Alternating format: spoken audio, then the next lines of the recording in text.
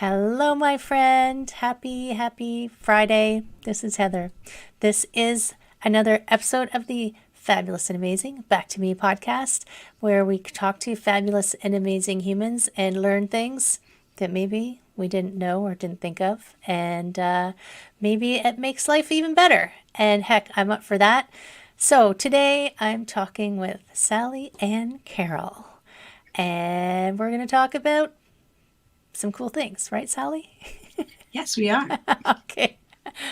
I suddenly had a mental oh yeah, I remember what we're talking about. Sustainable self-care for busy people.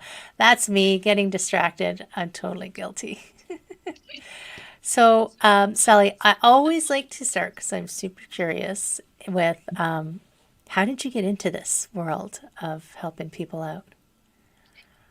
Well, it started actually with my own kind of transformational life and career explosion. That's the word Explosion. I like to use. And so I made a lot of changes all at once. And actually, as a coach, I coach reinvention and sustainable success. And one of the things I learned early on is don't do it my way.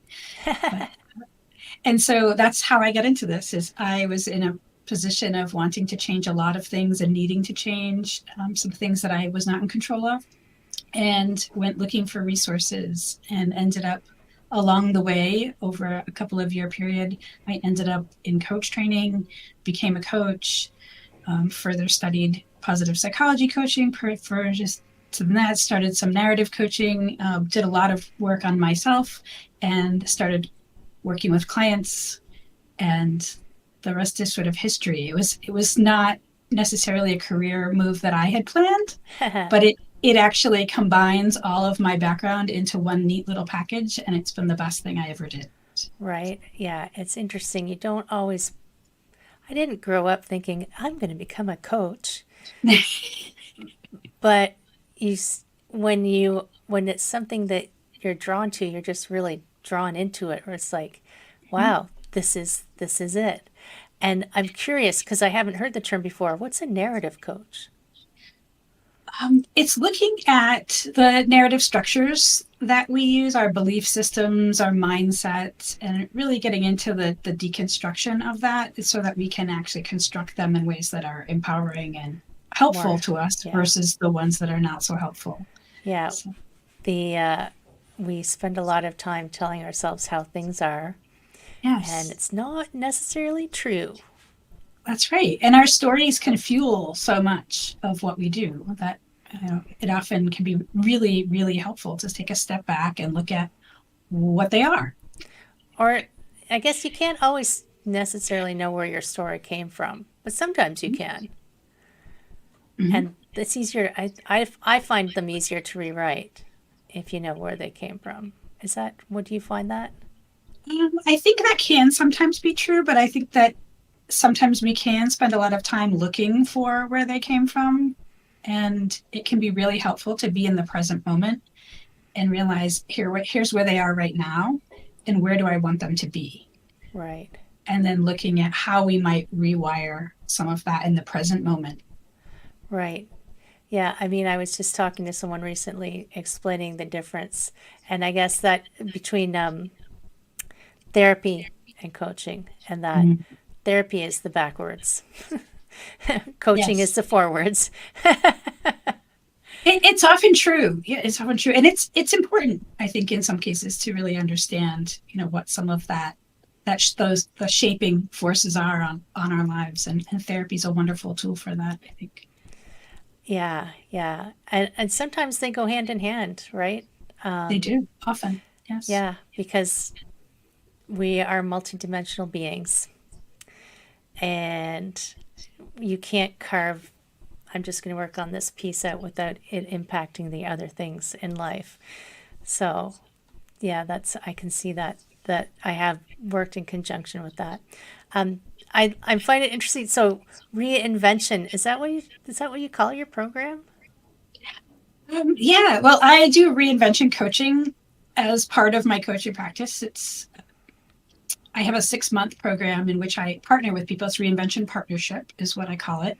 And we really partner at looking through the whole piece of your life. So looking at like if there's a big change that you want to make, often it's a career change, but sometimes it's not. Sometimes it's a life transition. Often it's both, because as you just had said, and I really want to jump off on this point because I think it's so important, is that, there isn't one little compartment, right? We don't live siloed lives. We're humans. We have one life and it has multiple parts. And so in my reinvention partnership, it's very integrated life and career coaching with a big dose of well-being. And we start from reconnection, go through my sustainable success model, and really get to the point where we can start redesigning what's next. But often people like to jump into, I think I need to change something. Like, let's design something new. And really, you need to start from the beginning and like think about the reconnection piece. Like, what is it? Why am I making this change? What's the change? How can I imagine what is possible for me? Because often we're not thinking about the possibilities. We're just thinking, I want something different. We are really good at the I don't wants. Yes, right? we are. I don't want this, I don't want this, I don't want this. And then we'll chuck those things out, but you won't consciously choose what you do want. So yeah, I like that there's a process instead of just chucking everything out and being keyless, pretty much. Although I'm like you, I've done that, chucked everything out, and then gone, oh my God, now what? And it's interesting how that happens, I think, because, and that's a lot of where the sustainable self-care piece comes in, because when we're ignoring that sustainable self-care piece for a period of time, which can happen in multiple scenarios in life, like that urgency to just chuck everything out seems much more up for people than if they're on more of a maintenance of taking care of their basic kind of functionality. It's like, it's true. It's like they've gotten, when your mom used to say, I'm up to here. So it's like, I'm up to here. If your head is underwater, you're going to try and just do everything possible. And maybe you throw out things that are working, but because you're overwhelmed, you're just throwing out everything. So I like your idea of sustainable. So it might be self-explanatory, but what do you see as sustainable self-care? I think sustainable self-care is really, really highly individual. But the way I look at it is in a framework of there's 4 components. So it would be mind, body, spirit, and environment. And these pieces work together, right? So when I say sustainable self-care, I like to bring people back to thinking about, okay, what really fuels me in each of these areas, right? Let's toss out the ideas of what we're supposed to be doing for self-care.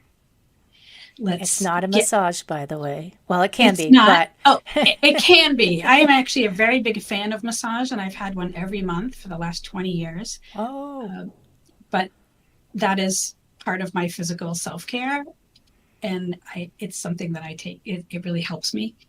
But I agree.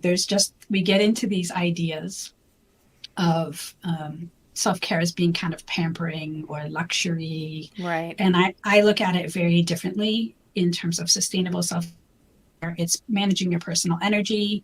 It's taking care of those basics of sleep and nutrition and those sorts of things. It's engaging in a creative pursuit, if that's something that fuels you. It's that spiritual component, which everybody has a different view of what that means to them, but having community. There's so many little factors.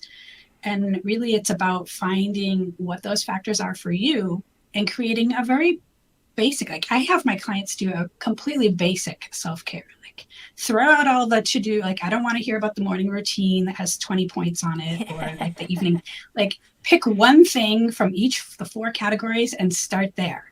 Right. And then you can build from there, right? But just take care of like really listening to yourself and customizing that for yourself to fuel your own personal energy. And then that builds on itself.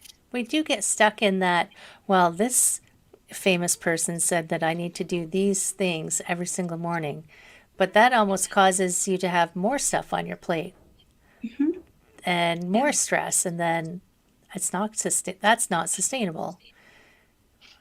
Yes, that's actually why I call it sustainable self-care, because I think that we get caught up, and it's very easy to do in our society because we've got messages coming at us all the time and all the things that we could and should be doing, that we lose sight of like just checking in with ourselves and like, oh, I feel really great when I go for a run every day or 3 times a week. Or I feel at my best when I know I get 8 hours of sleep. Or I've had a couple sleep talks recently. So yeah, those like really basic things can be the foundation, and then you can build on it. Like some people really find, a very keyed in morning routine that gives them some nourishment in the morning. That's a part of their self-care. That's something that's non-negotiable, and that they do it. But I like to really drill it down to what are those non-negotiable things and start there. And then you can build on as much as you want, but taking care of that really basic level so that it does not become a chore. It does not become another thing to put on the calendar that doesn't get done, and then feel defeated at the end of the week that, I'm so bad at taking care of myself, which is the message that I heard from a lot of my clients who were coming to me for career work or for life transition coaching, is that self-care was sort of, in some cases, kind of a basic denominator of where people were getting stuck. And that's actually how I created my book, Nourish, was based on talking to my clients. And I was like, all right, I'm creating this for you because like, here's some really, really easy ways to check in with yourself. And they're not superficial ways, though. Like I had a colleague of mine read my book when it first came out, Nourish, and she said that she is going to start from the beginning again, and she's going to read one little section and then work on it, because it seems very simple, but it's actually like she had to really think about what was going on in her life and where was she taking care of herself and not. And so that's my intention with sustainable self-care, is I want it to be impactful and transformational in your life, but I don't want it to be a list of things you have to be doing or a list of things that somebody else told you to do. Right? And there's only so many things you can take on at a time anyway, right? Right. And then it's not self-care anymore. Then it's something else. And I'm Then not sure what the term job is for that. Yes. Right. Just adding your job list. All the things, yes. And especially I think with women, we see, we have enough jobs. We don't need any more jobs. Oh my gosh, no. That's quite enough. And I was thinking about the sustainable self-care, and when you're trying to start that new, it's time, I mean, I did call it podcast Back to Me. It's time to get back to me and start and recognizing that taking care of yourself will actually benefit everyone and everything in your life. Like picking those small things, and because people are so impatient, okay, I did it for a week, it's time for another one. Yes.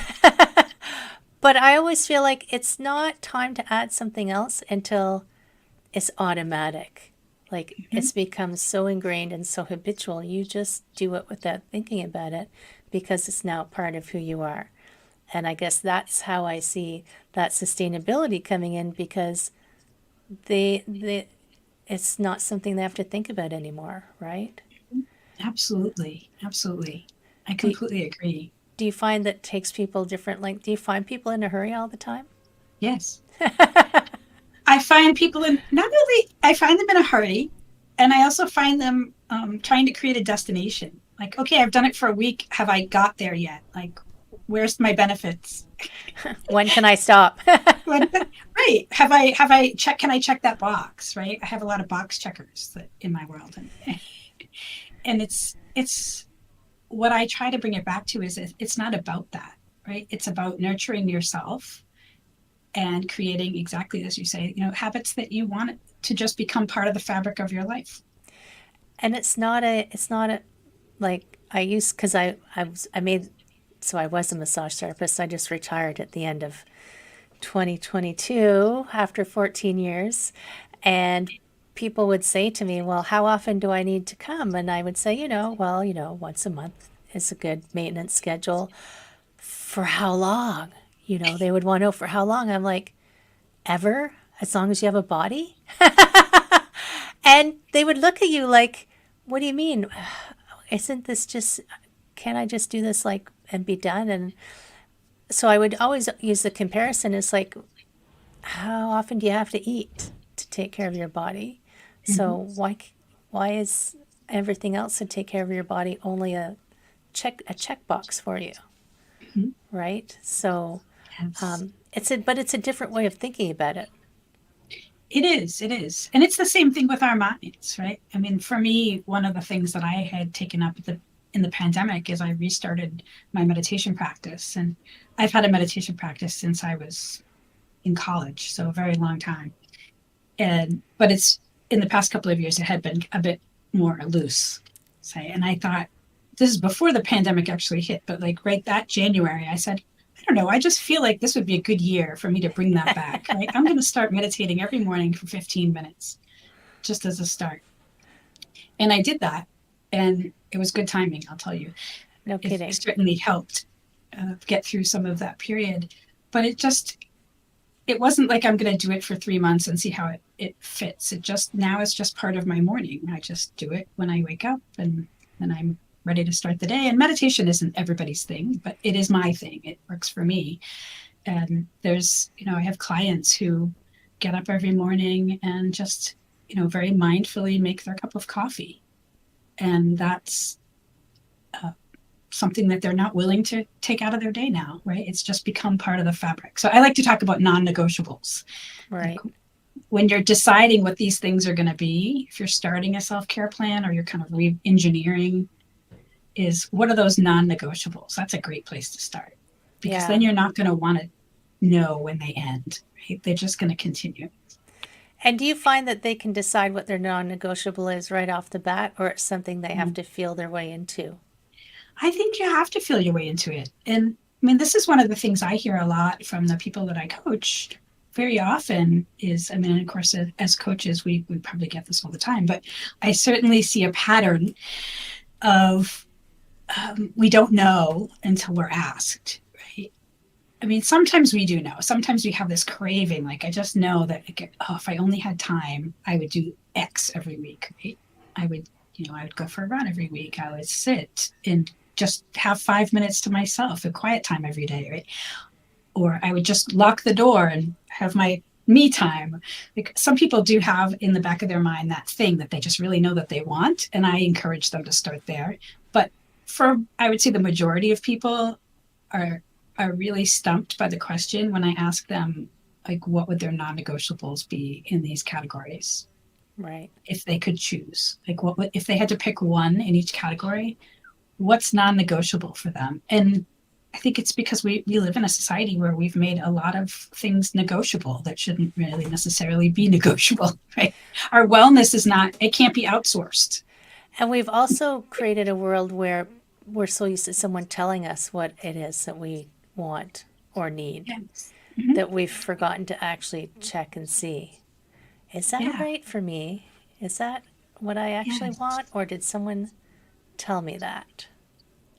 Yes. And that's Right. a big piece of it, right? That permission to just let yours be yours, I think is something that I would like to see more of in the world, because there's so much external messaging around all of these things. And it does take turning off the noise of all those things coming in. I Yeah. was listening to a coach yesterday, and the thing he says is just try it on.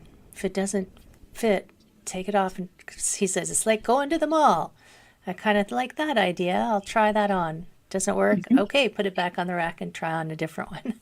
So, Exactly. Does this look good on me or not? Yeah. yeah, like I've been teaching yoga now for 19 years. And I can tell you, when I started teaching yoga, my world, I would thought, this is the yoga. Everybody needs to do it. It's this, this, this, this.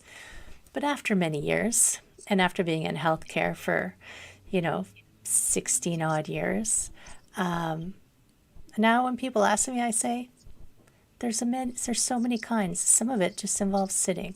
So you do the yoga that makes you feel good, and that's all. Mm.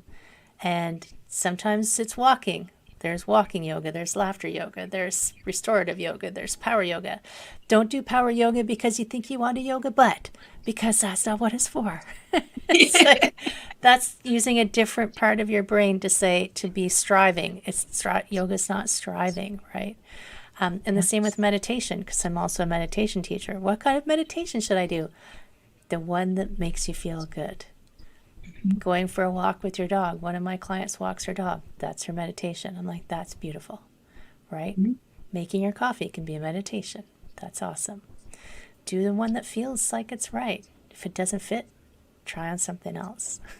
Yes, it's true. And I think this is really a great philosophy for life in general. And I talk a lot with my reinvention clients about this as well. As you're looking at what's next for you, right? Try on the possibilities. And they don't need to fit. You can adjust, and then you might adjust them. Or you might find in the process of, like, for example, I was working with someone who was convinced that she was ready to leave her career entirely and had, like, she's going to go be a coach, right? That's what she's going to do. And like a physical coach, not a coach like we're coaching, but like an actual Like a soccer coach? like a sports coach, right? Okay. She's going to go be a sports coach. And that's what she really wants to do. And as we explored it, and she tried on some ideas and met with some people and went through the process of, like, really looking into her own strengths and values, and came back and said, I think this is not for me, right? Like, it might be something I want to volunteer at, but I don't think I want this to be my work. And then this idea that we have, like, now somehow we've gone through this process and now we've kind of turned back. That is the process, right? That's the coming back to yourself and saying, oh, wait, that's not the right idea for me, but this is.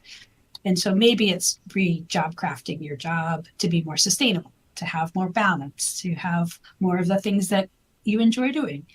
And it's the same thing with self-care, right? It's this whole turning back into ourselves and reconnecting with what's right for us at this point in our life and in our work. Right? And changing your mind isn't failing, right? Right. Changing your mind is part of life. Like, it's part of the process. Think of it as an experiment.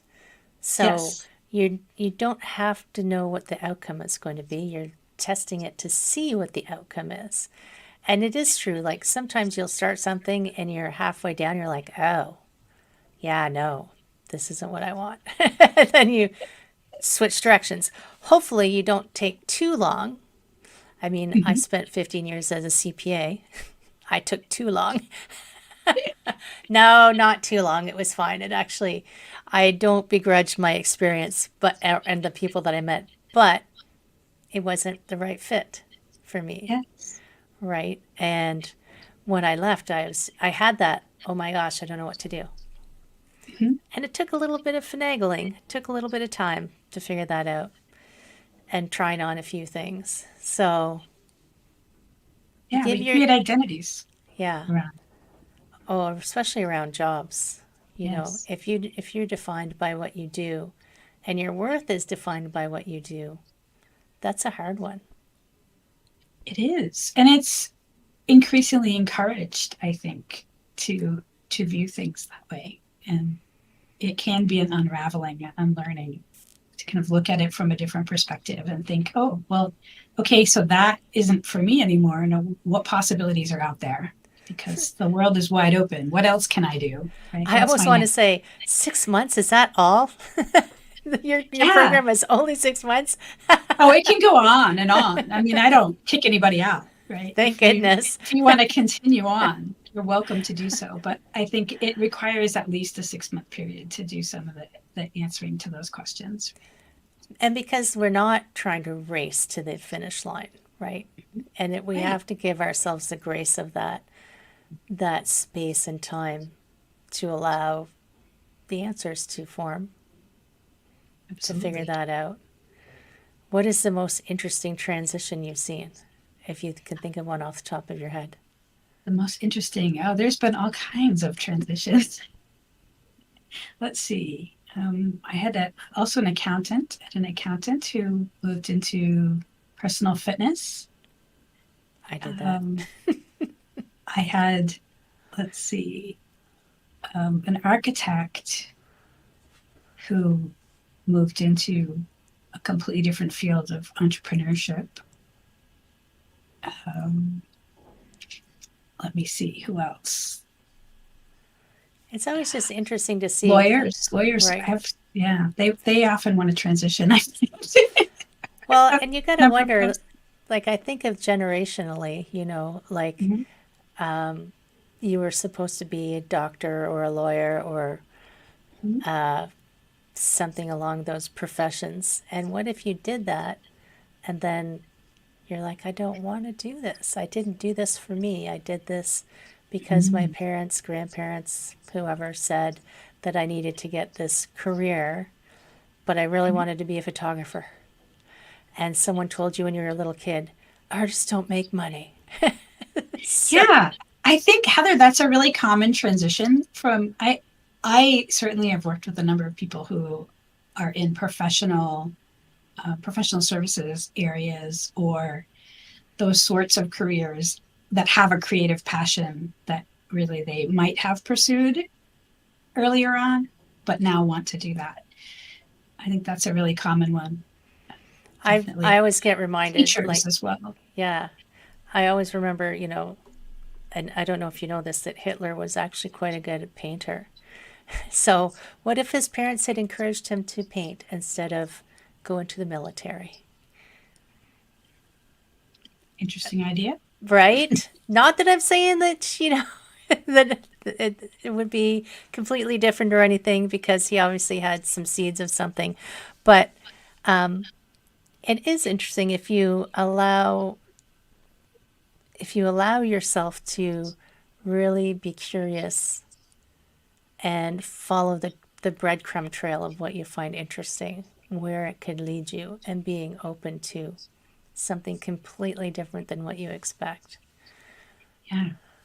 I think it happens that, well, I don't know. I mean, there's a lot of reasons why people pursue careers that are more Traditional. traditional or expected or part of their family culture. And there's so many different reasons. And sometimes those work out. And then it's just time to move on from a different, for a different season of our career and life. And sometimes they're just never a good fit, but we kind of struggle through them. I've certainly worked with people who are in both areas. For me, my own first career, I started out working in journalism, and that was never my intent. I How the heck did you end up there? and It was really interesting because I studied communication and I have been writing since I was young and really wanted to write and enjoyed doing that. But as a young person, I didn't really have the kind of the career input necessarily to think about all of the possibilities. I thought, okay, here's one that sounds good. And then I excelled in journalism and was really pushed into it by professors that, thought I had talent in that area. Like, oh, you should study this and, they should go into that area. And it was fine. I don't regret doing that work, but I certainly knew early on that it wasn't where I was going to stay. It's something that I have a passion for in terms of reading other people's critical journalism, but I don't think that I'm necessarily, I never really wanted to do that work. And I find that it's a great love and a passion if you're going to do it well. And for me, that was never where I was headed. So, Right. Yeah. but It is great skills I've learned along the way. I ask really good questions because of that. right. And I mean, I was encouraged to become an accountant because, that's a career and money and I was good at it and I mean, I still have those skills. I still have that. I call it, I have two sides of my coin. I have the business logic brain and then I have the wellness woo woo brain. And they work together in harmony. But it is true. I mean, sometimes the path is never straight. Mm-hmm. You just keep finding your way along it and finding that way to keep yourself well on the way. I mean, Yes. we're talking sustainable self-care, so it is, if you're pursuing things that are of interest to you, but you haven't been taking care of yourself, you don't have the energy to know. I think I wouldn't even know if I was interested in something or not if I was too tired and Yeah, unwell. and I think exactly. And this is why people get burned out and why they are just, not able to answer the questions about what's important to me. What is it that I want to pursue? What are my non-negotiables, right? Who can think about that when they're exhausted? Nobody. So it is that um, that ability to just like take care of yourself, mind, body, spirit, and then create that environment around you that supports that. That's the other Right. piece I think that we often forget about self-care is that supportive environment, which looks like lots of things to different people.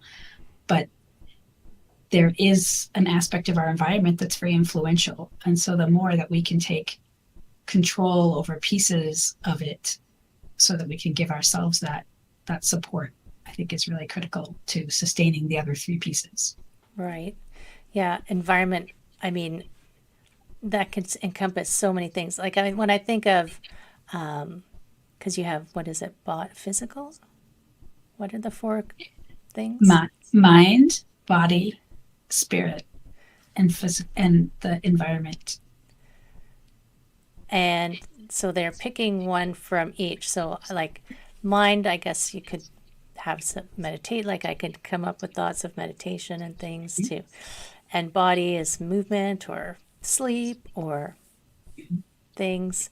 Spirit, what kinds of things do you have in there?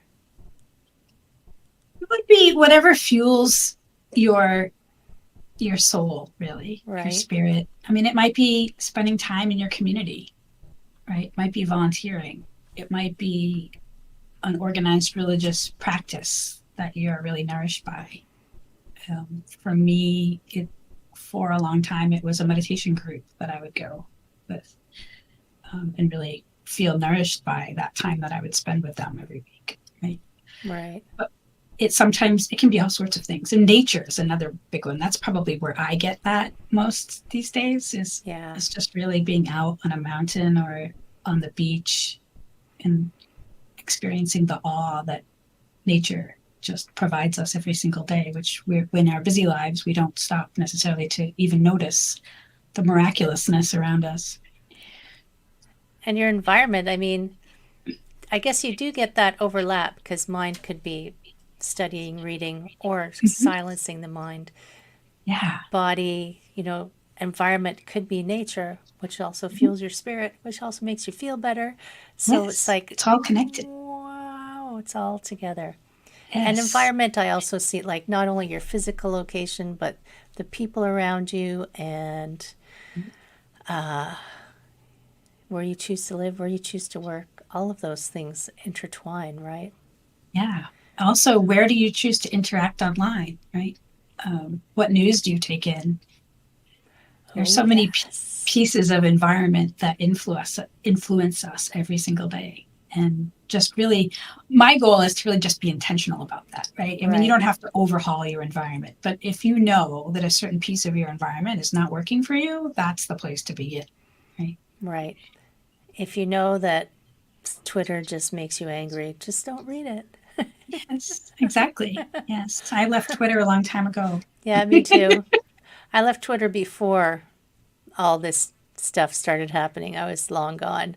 But yeah, and I guess being able to recognize, because I think sometimes people get addicted to that like outrage. It's like, wait, that's not healthy. So just unplug it somehow, Yeah. I mean, that's a great example of an environment that is not nourishing, right? right? I think that's the piece that can be very helpful to do is to think about those environments in terms of how do I feel when I'm interacting there? Like, what am I doing when I'm interacting in this environment? Or, like, even in your home environment, when you walk in the door, is that feeling good or does it feel chaotic? Um, is Right. it is it calming you down or is it really stressing you out? And making those little changes in each of those areas can make it a world of difference. It's amazing the difference that small little things can add up into us being able to more effectively manage our personal energy and feel good and feel energized and feel vital and be able to give that back to other people. Right. Yeah. And it is those small incremental changes consistently that we never believe. We understand the logic behind it, but we never believe it. We never believe it's true. It's really true. I mean, we're so focused on the big, right? Like, what Yeah. big thing can I do? And behavioral science will tell us until we stop listening that it's small incremental changes that actually get you where you want to go. But everybody wants to make the big leap first. It's like, just try the small ones and see how you feel. Right? Do the small ones while you're waiting for the big one to come in. Yeah. I mean, not that we shouldn't be thinking big. I'm all for thinking big, but how we can think big, but how we get there starts often with small steps. Yeah. Yeah. So true. Oh my goodness. I'm going to put a post-it note up somewhere at some point because I always have post-it notes above my desk to remind me of the things that I know, but I haven't incorporated into my full knowing yet. Mm-hmm. I remind myself every day, small steps, small steps. What was that Bill Murray movie with the baby steps? Baby steps to the... Oh, right. What movie was that? I can't remember. Someone will remember and let me know later. It's like baby steps to the dock, baby steps onto the boat. Oh my goodness. That is awesome. What was the name of your book again? Nourish. Nourish. Well, and you have more than one book. I do. My other book is called Reinvent Your Reality, and that walks through the process of reinventing and revitalizing your life and work. So it's very much a framework to use. I mean, you won't have transformed your life by the end of the book, but you'll have the tools to put to practice. That's handy. Yeah. A DIY. It is. It's based on a lot of my own story and based on the framework of coaching that I put together over the past many years in working with this. And so it also comes from a very sustainable, success-based ethos, in which includes, there's a lot of self-care that's included in this book because, as I mentioned, it seemed to be, and it continues to be, just such an underlying, I don't want to say problem, but an underlying condition, I think, for a lot of people who are in a process of transition, to kind of forget that we need to revitalize ourselves continuously to do that work. Right. And we have to have a certain basis of managing our own energy just to do our work in the world as it is. And so then if we're trying to change things, we need a little bit of extra to keep us going. Right? Yeah, so true. So to true. fuel us for the journey. And maybe someday it'll become normal. Yeah, I think we're getting there. We're seeing a lot more wellness. I mean, you would know, you're seeing a lot more wellness activity in the world. And I think the more people are talking about wellness, the better off we're all going to be, right? Yeah, and you can see shifting in businesses towards that. I mean, it's still in the early stages and there'll be a stumble here and there, but you can see the movement. So I think we're moving to good things. We're moving to good things. That's amazing. I think so too. And people, they will be in the show notes, but people can connect with you and check out your 6-month reinvention because you're taking people all the time, right? Yes, I have open enrollment and I also do sustainable success coaching. So I do both. And anybody who wants to explore this area, I encourage them to get in touch and we can just chat about what the best option is. Absolutely. And that, my friends, will all be in the show notes. So don't worry. You're not going to miss out. Sally, thank you so much for coming and hanging out with me and sharing all of this great information. I love your framework and I love the addressing that sustainability side before you try to leap off the cliff, right? It's hard to build the net on the way down if you don't have enough tools with you. Exactly. You have to bring the tools with you. You can Yeah. build anything you want on the way down if you have Yeah. the right tools. Exactly. But before I let you go, I'm always ask people at the end if you have any final words of wisdom. Words of wisdom. Dun, dun, dun. Well, one thing that I'll share that I feel really passionate about is that we're already integrated. I talk to a lot of people about work life integration, which is sort of an offshoot of the sustainable success piece. And we're already integrated, right? We are not professional human beings and personal human beings who live separate little siloed lives, right? We live one life, has multiple compartments, multiple responsibilities, and the best thing we could possibly do for ourselves is to really um, just sink into that and let it be true and manage all of your responsibilities from the place of I get to choose how I want to put that all together. Right? There's no rules. That's scary for some people, but it's so good. That's It when is it's scary. it is good. That's when it's good to bring a friend. Bring a friend. Yes. Get It a is good to coach. bring a friend. It Get is a good to bring a coach. friend. We all Yeah, deserve to thrive, right? And this we is all how we do deserve it. to thrive 100%. Thank you so much, Sally. Thank you for Thank you. sharing. Thank you for all this knowledge that you bring and all the people that you are helping. And yes, thank you so much. Thank you. It's been such a pleasure to talk with you, Heather, about this Absolutely. topic. 'Cause I could talk for hours on I this know topic. we both could. But respecting our friends with the podcast, Yes. Yes. yes. So thank you, my friend, for joining us. Check out Sally Ann's links. They're in the show notes. If you think there's someone who's could use some help reinventing themselves, share the podcast over to them. I'm sure they will enjoy it.